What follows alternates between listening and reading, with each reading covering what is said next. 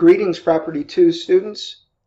This is our review of the practice mini-final, and I'm going to start with the practice exam essay that dealt with adverse possession. And the call of the question asked generally whether the Hardens adversely possessed the 17-acre tract from the Prides. But then there were specific questions that were asked. The first was to present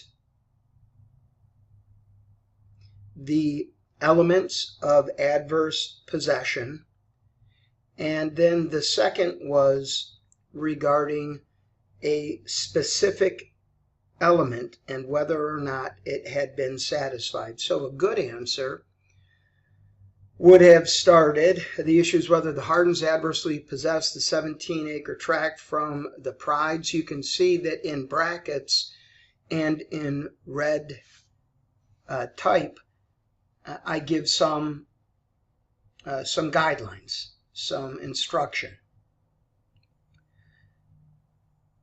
In most jurisdictions, an occupant obtains title to land through adverse possession if her possession is actual, exclusive, continuous, open, and notorious, adverse, or hostile for the statutory period.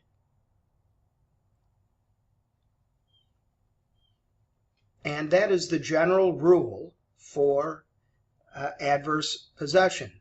But now the specific definitions for each of these elements should be provided. And so listing and defining them is important for really any element-based rule, but certainly for adverse possession. So we start with one, actual. So we've listed the first element, and the definition is the claimant must physically use the land in the same manner that a reasonable owner would, given its character, location, and nature. 2, exclusive possession. The claimant's possession cannot be shared with the owner or with the public in general. 3, continuous possession. The claimant's possession must be as continuous as a reasonable owner's would be, given the character, location, and nature of the land. 4, open and notorious possession. The claimant's possession must be visible and obvious so that if the owner made a reasonable inspection of the land, he would become aware of the adverse claim. 5, adverse or hostile. The claimant's use must be adverse to the legal interest of the record owner, the true owner, and there is a split of authority on this element. So addressing then that split is important for this particular element. The majority of states follow an objective standard and focus on the claimant's conduct, not his state of mind. A minority of states follow a subjective approach and require that the claimant have a good faith but mistaken belief that he owns the disputed land. And finally, a smaller minority of states require that the claimant acted with bad faith, that the claimant knows that he or she does not own the land but occupies with an intent to claim it as their own. And lastly, for the statutory period, the period for adverse possession ranges from 5 to 40 years depending on the state. So now some of my tips in red. Probably best to include the specific rules / definitions for all elements in this particular instance, because the call of the question asked you to identify the requisite elements of adverse possession. Moving now to really the second call, specific call, is whether the Hardens satisfied the element of exclusive use in order to acquire the Pride's property by adverse possession. So this is the specific issue, the I, in your mini IRAC for the exclusivity element. An adverse possessor must hold exclusive possession. This means that possession must not be shared with either the true owner or the public in general. However, absolute exclusivity is not required. The claimant's possession must be as exclusive as would characterize an owner's normal use for such land, given the character, location, and nature of the land. So this is the specific rule for exclusivity, the R in your mini IRAC for this element. The beginning of your analysis of this particular element, exclusivity, needs to be addressed. In other words, this is where now in a new paragraph, when we get to the A of our IRAC, is where we find a home for the relevant facts. Here the Hardens will argue that they have demonstrated an intent to exclude the true owner, the Prides, and others from the 17 acres by posting no trespassing and no hunting signs along the eastern border of the property. The Hardens will also argue that over the course of 10 years they occasionally cut firewood, cleared downed trees, and brush from the roadway, which are all visible signs of ownership, which should be sufficient to put the Prides on notice. The Pride's strongest argument will be that the Hardens' possession was not exclusive because, and I highlight the word because it requires one to apply facts to hear the element. And so the beginning part of that sentence, the Pride's strongest argument, will be that the Hardens' possession was not exclusive, is a conclusory statement. However, I didn't put a period at the end of that statement. I put the word because. Really important for a good essay answer. Now continuing. The Prides entered the 17 acres on at least 5 occasions to hunt without objection. Non-exclusive use occurs when the adverse possessor, the claimant, allows others, often the rightful owner, to use the property. Here, the nature of the property was rural and wooded. A reasonable owner may only visit such undeveloped property once every year or two to hunt.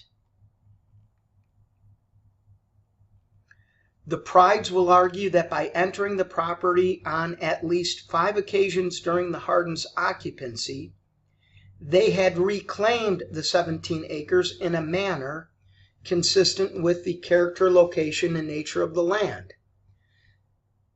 Since the Hardens failed to exclude the Prides from entering the property on at least 5 occasions, the Hardens' possession was effectively shared with the Prides. The Prides could also argue that the Hardens' possession was not exclusive because the Hardens permitted friends to occasionally enter the property and cut firewood, thus sharing the property with the Hardens. Consequently, the element of exclusive possession has not been satisfied. New paragraph, because now I'm going to a counter argument in favor of the Hardens. I'm not kind of shoehorning everything into one long paragraph. Remember, the more organized your answer, the better. Whether we're talking law school or out in practice, your job as a law student, your goal as a law student, your goal as a practicing attorney is to make your reader's job as easy as possible. Therefore, breaking your analysis up into paragraphs or putting headings up is one good way to organize an answer. Continuing. The Hardens will counter that despite the fact that the Prides occasionally entered the property to hunt and that friends occasionally entered to cut firewood, the exclusivity element is not defeated. First, the Prides never visited with an intent to occupy or retake the property. In fact, during the 10 years that the Prides occasionally visited the property to hunt, they believed that the Hardens were the true owners of the 17 acres. Moreover, the Hardens will argue that given the character and nature of the property, it would not be uncommon for hunters, like the Prides, to roam the woods for recreation and not with an intent to occupy or to retake. Finally, the Hardens will counter that isolated visits by friends to cut firewood does not destroy exclusivity. There's that word again, highlighted, because reasonable owners of rural wooded property typically permit friends to enter their land to cut firewood or for other recreational purposes. New paragraph, because I'm addressing a different point. One issue that may arise here is whether the Hardens knew that the Prides were hunting on the property, or whether the Hardens would have ejected the Prides had they known about the hunting. If the Hardens did know that the Prides were occasionally hunting on the property, the Hardens could argue that they allowed the Prides to hunt on the property because, there's the word again, they were being good neighbors, and that reasonable owners of rural wooded land would allow neighbors to enter their property to hunt on occasion. So, again, in brackets in red, end of analysis of exclusivity, the A in your mini IRAC for this element. Now I'm getting to my conclusion. New paragraph. And if I'm writing a decent essay, arguments can go either way, but this is the way this particular answer concludes. The Hardens have satisfied the element of exclusive use, as they have possessed and exercised dominion over the property as much as the character of the property admitted or allowed. So this is the specific conclusion on the exclusivity issue, the C, the conclusion in your mini IRAC for this element. Here is the final general conclusion. Because the Hardens satisfied the exclusivity element and all of the other requisite elements of adverse possession, they acquired title to the 17-acre tract by adverse possession. That's the general conclusion. Now, this is important. This mini essay question gave a very specific call of the question. One had asked, well, there were two, again, list the elements of adverse possession. Important to list and define each of those elements. Then we move into a specific question, issue, involving whether or not the exclusivity issue had been satisfied. If you get a specific call of the question, please answer that specific call. So if this were an essay question, and those were the only two issues presented, the elements listed, defined, and whether exclusivity had been met, you do not have to go through every other element. Was there actual use? Was it continual? Was it open and notorious? Was it adverse or hostile? You don't have to go through all of the elements that were not asked in these specific calls. However, if you get a general prompt that implicates adverse possession, then by all means, you not only need to list and define those elements, you need in turn, in separate mini IRACs, to go through each and every element, listing the element, defining it, new paragraph, finding a home for the relevant facts to see whether or not that element has been satisfied, conclude. New paragraph, next element. Follow the same procedure for all of the elements. Last important point regarding essays. If you happen to get an essay question, and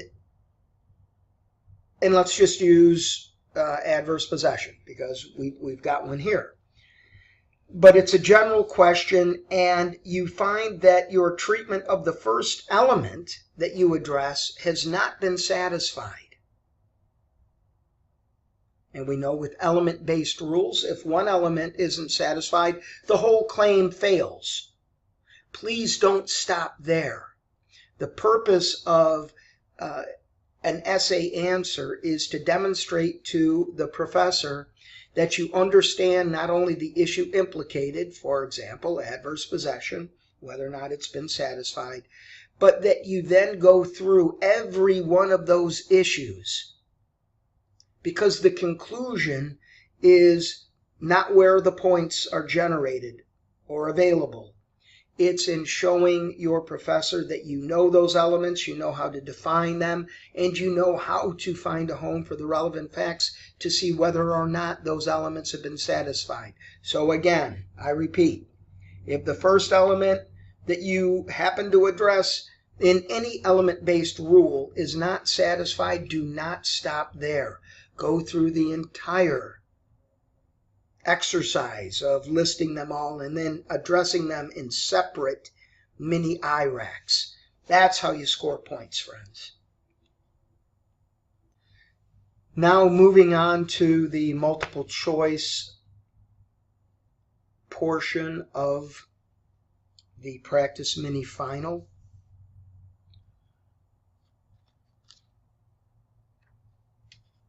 And here I'm simply going to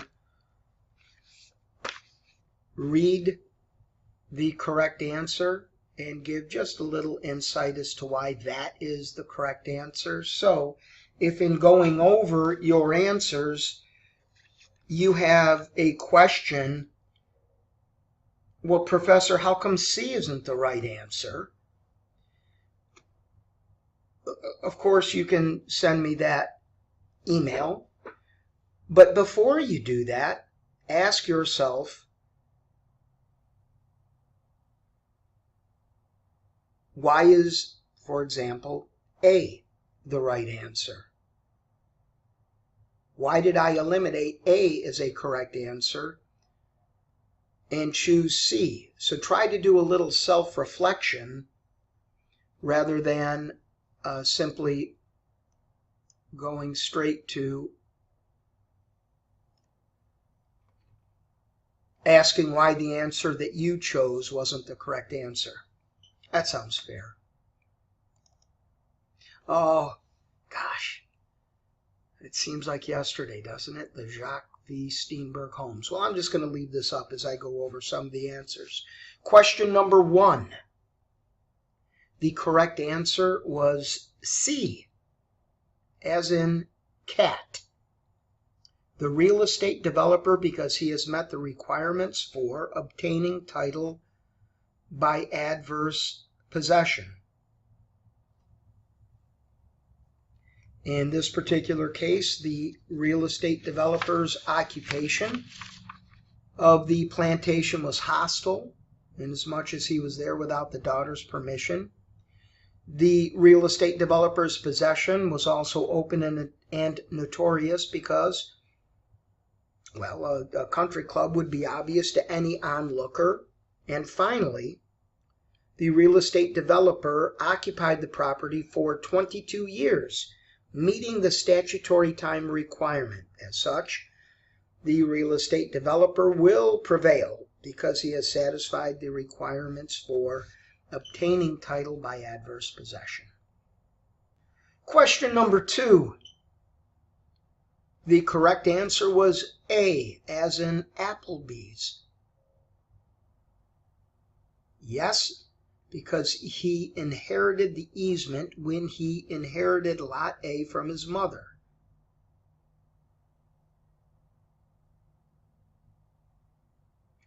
The sister's son inherited Lot A from the sister. The deed to Lot A contained an express easement over Lot B. As such, the sister's son inherited the easement with the property. Remember, the benefit of an appurtenant easement always runs with the dominant land. Question number 3. The correct answer, the fisherman, will prevail because the easement was not terminated by non-use. Answer choice B, as in boy. Remember, non-use alone cannot terminate an easement. Non-use must be combined with an act demonstrating the easement holder's intent to abandon that easement right.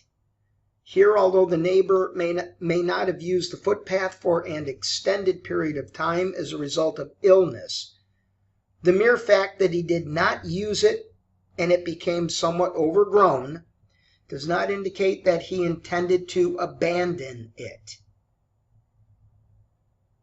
Consequently, when the neighbor transferred the landlocked property to the fisherman, the easement passed to the fisherman as well.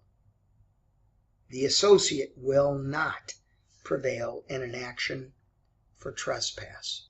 Question 4, answer choice D, as in Detroit,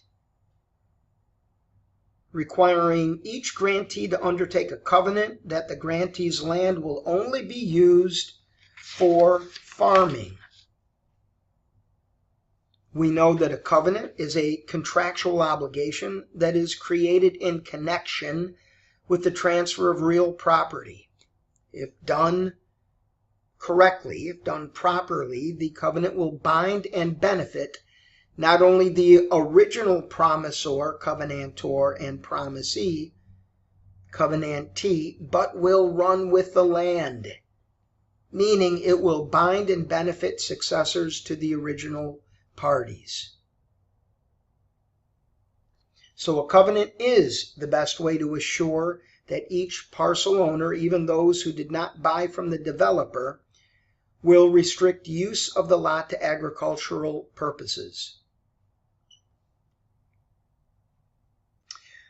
Number 5, well, this is a question that involves easements and gross, right? And we know that as a general rule, the holder of the easement, whether or not it's in gross or it is appurtenant, that the holder of the easement has the obligation, has the right to make repairs and to maintain the easement.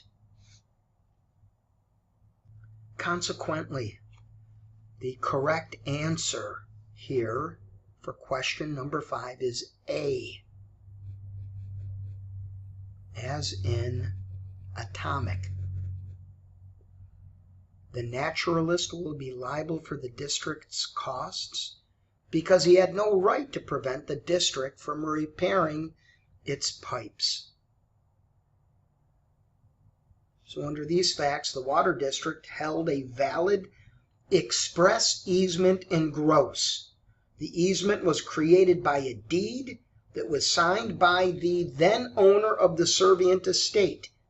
Remember, with an easement in gross, there are no dominant estates.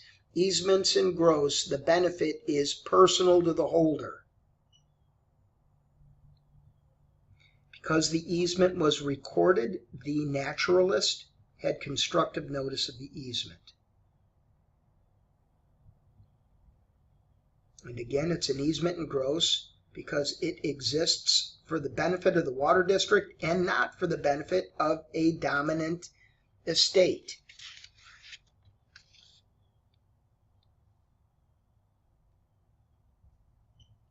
Remember that the owner of the servient estate cannot prevent the repair and maintenance of the easement.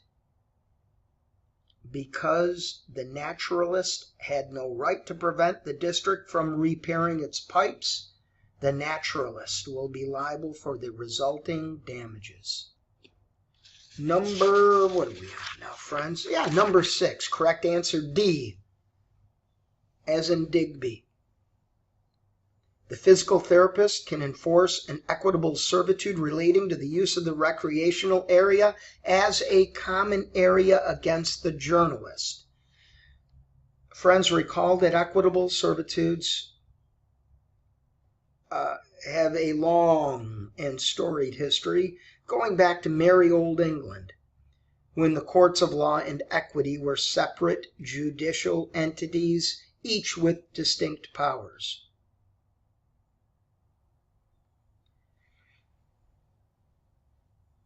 Promises that cannot be enforced as covenants at law because of a lack of vertical or horizontal privity could be enforced by the courts of equity.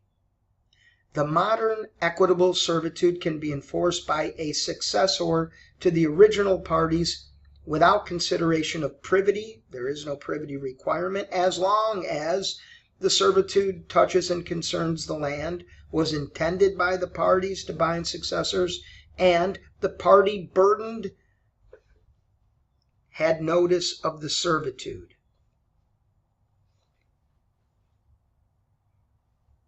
An equitable servitude touches and concerns the land if it decreases the use and enjoyment of the servient estate and increases the dominant estate holder's use and enjoyment of her land. Here in this question, the promise to use the 100 acres as a common recreational area decreases the use and enjoyment of the servient estate. Why? Because it tremendously restricts the uses to which the land may be put. A nearby park also enhances the value of residences in the area, and thus the equitable servitude touches and concerns the dominant estate. In this instance, the physical therapist's lot and residence. Let's talk intent. Intent to bind successors may be apparent from the language of the promise, where the promisor promises on behalf of herself and her successors, heirs, and assigns, or it may be implied from the circumstances. The fact that the father advertised his development with reference to the proximity of the future common area shows that he intended all subsequent owners of the 100-acre parcel to be bound by the restriction on use. The existence of a common plan or scheme of development may often give rise to inquiry notice. For example, where the restriction is to limit development to residential purposes, and the surrounding area is completely residential in nature. Since the physical therapist can establish that the equitable servitude regarding use of the 100-acre parcel as a park touches and concerns the land, was intended to bind successors, and that the journalist had constructive notice of the restriction, he will be able to prevent construction of the golf course and country club.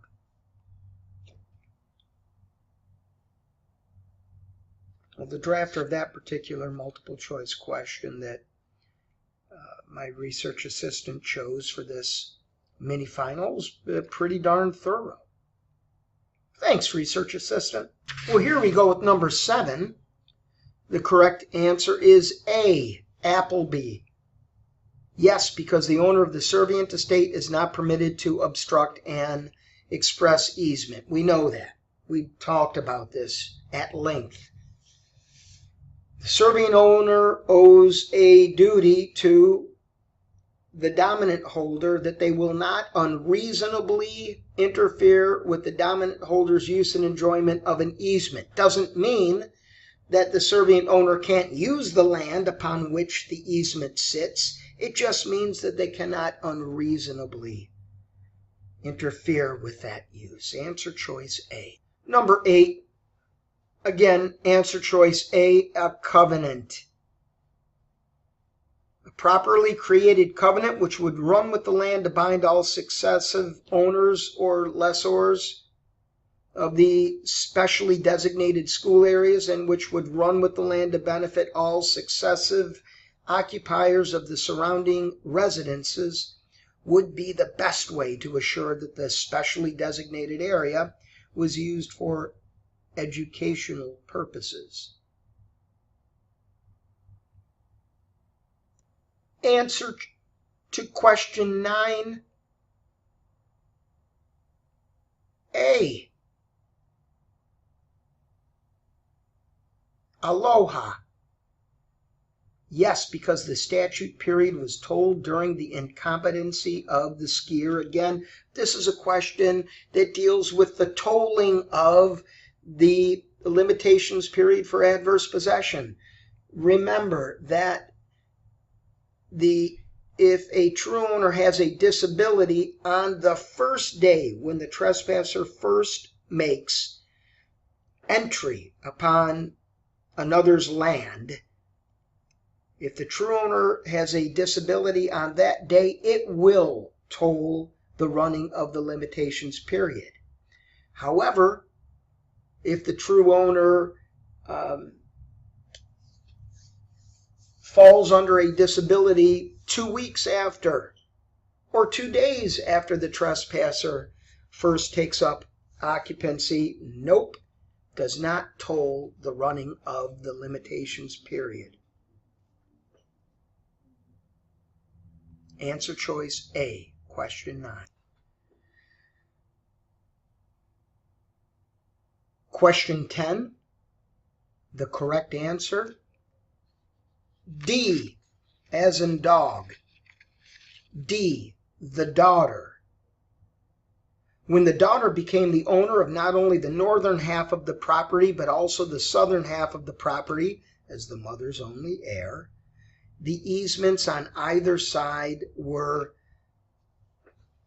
destroyed, extinguished by merger.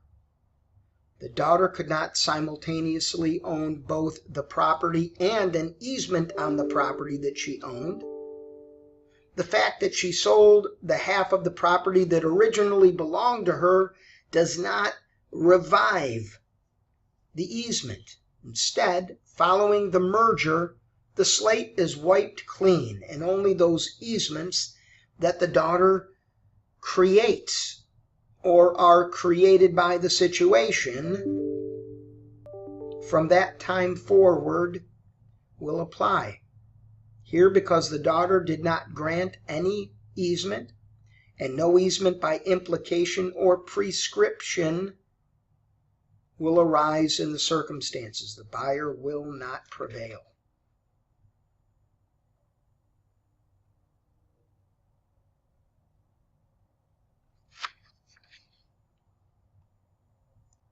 Question 11. Well, question 11, the correct answer is D, as in Detroit, the jeweler or the customer, because both parties are personally liable for the mortgage payments. Why? Well, you got to take a close look at the facts.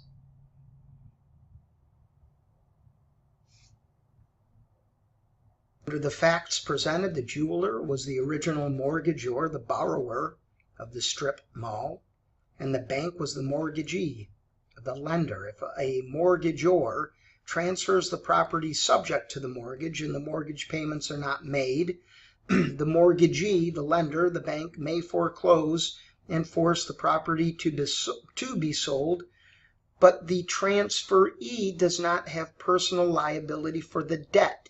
Important. If the transferee of the mortgaged real property assumes the mortgage, and you got to look for that word assumes, and mortgage payments are not made, the mortgagee may foreclose and force the property to be sold. And in addition, the transferee is personally liable for any deficiency. Number 12. Number 12 is an adverse possession question, and the correct answer choice is A. Cole met the open and notorious element of adverse possession by his regular use of the 100-foot tract.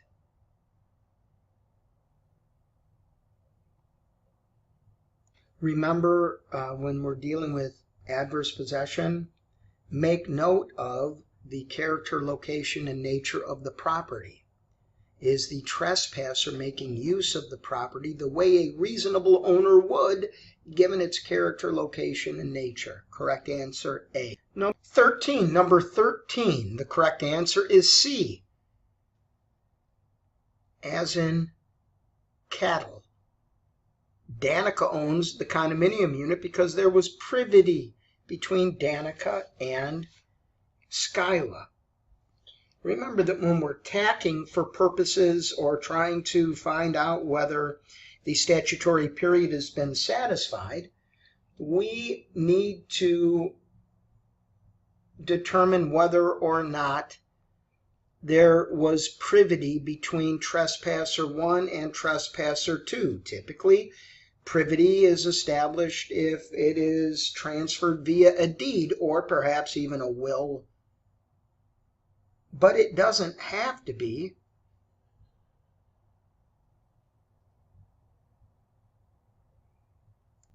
Here, privity is established right in the middle of the fact pattern.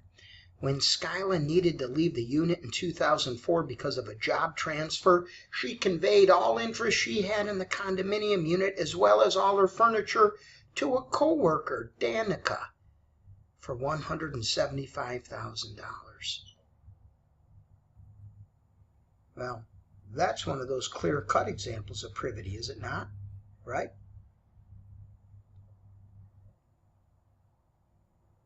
Answer choice C.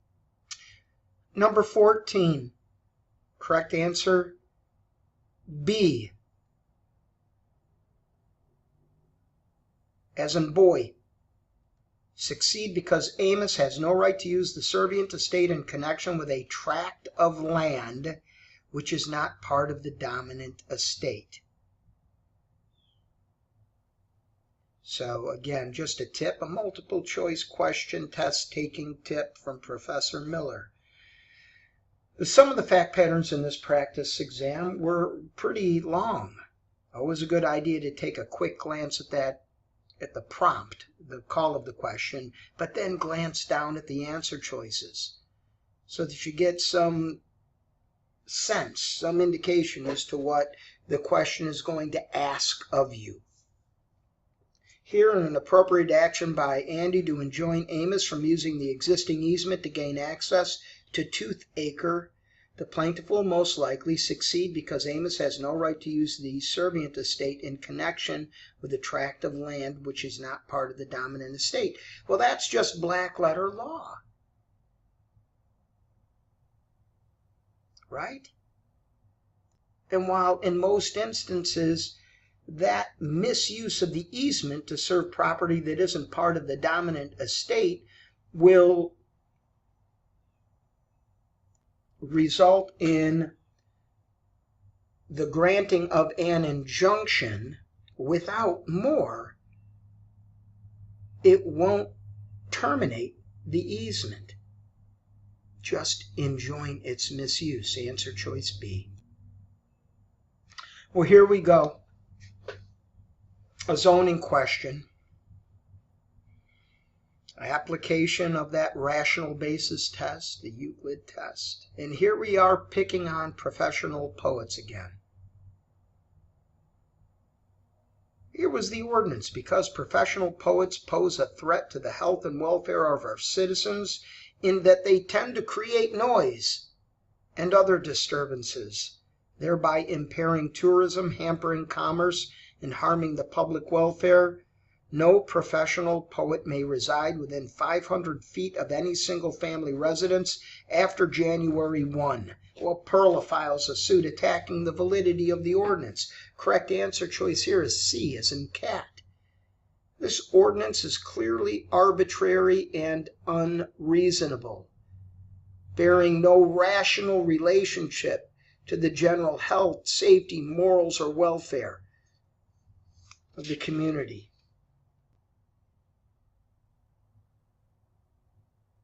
Well, here we go. A zoning question, right? Number 16, Correct answer is A, as an apple. The amendment was adopted after the facility opened.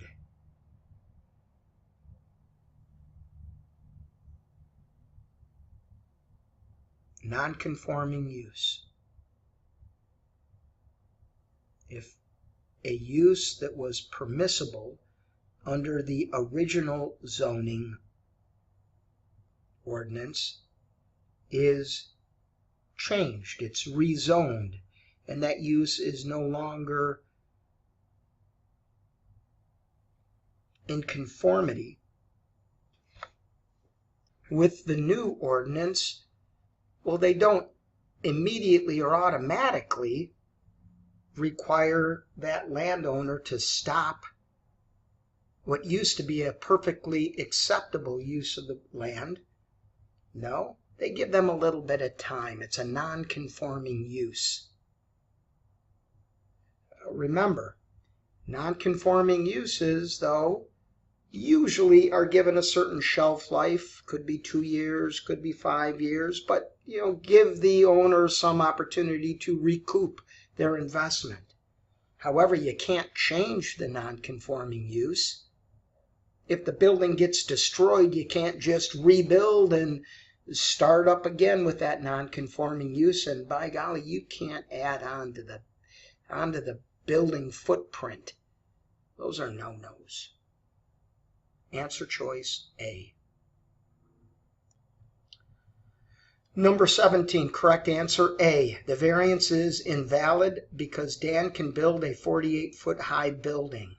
Well, just because Dan would like to go and construct a new 5-story, 60-foot high building in its place,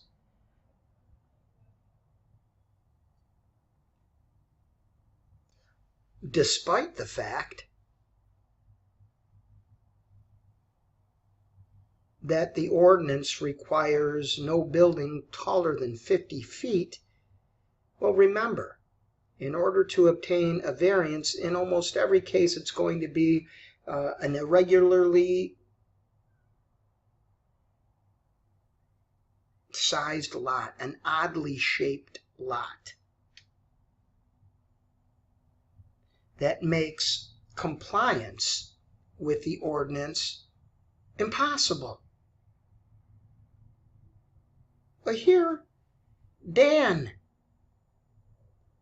can still build a 48-foot tall building. Just because he can't go to 60 doesn't mean that he's entitled to a variance. That's why the correct answer is A.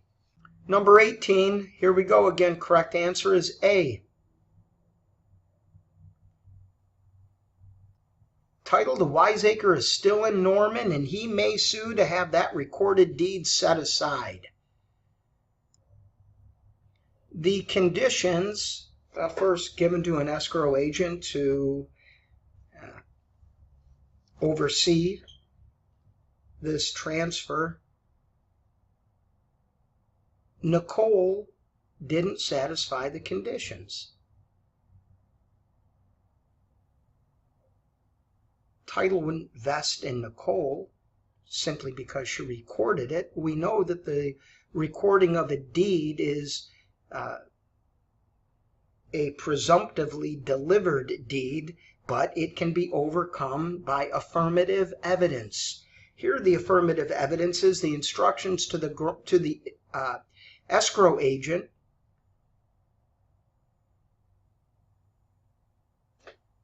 was that it would not be delivered to Nicole until she paid the balance of the purchase price. Answer choice A. That presumption's overcome. Well, we're in the home stretch here, friends. And here we are at question number 19. Correct answer choice D, as in Detroit. The deed is valid between the parties. The call of the question: which of the following statements best describes the validity of the deed? Well, we've got the buyer and the seller identified the intent to convey We've got the 8675309 Jenny Lane, Oakland County, Michigan. The identification of the property sufficiently indicated. And it was signed by the seller, Santini. Correct answer choice D. Number 20 is an interesting question. It involves covenants and whether or not they run with the land. And for this particular question, the correct answer is A, yes, because the burden of the restriction would not run with the land. The purpose of the restriction was solely to enable the developer to sell the lots for a higher price.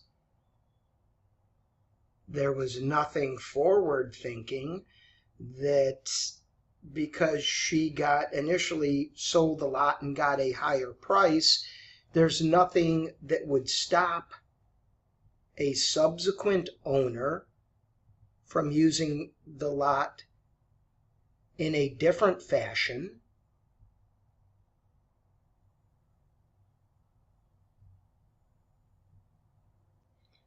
There was no, the key, there was no intent that it run with the land. She just wanted to make more money right there, right now. I'm selling it to you, residential use only, so I can make money on it right now. Not to keep the quality, the character, residential character of the subdivision intact. She wanted to make money. It's hard to blame her, but that's what she wanted. There's no language in there. And successors, heirs, and assigns. There was no intent. Friends, that does it for our last class recording.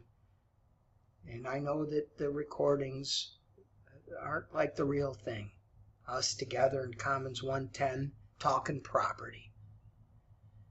So, this is Professor Miller signing off, thanking each and every one of you for a great couple of semesters and wishing you all nothing but success on your upcoming spring final examinations, and inviting you, whenever you're in the neighborhood, stop on in and see your old property professor. You know where you can find me.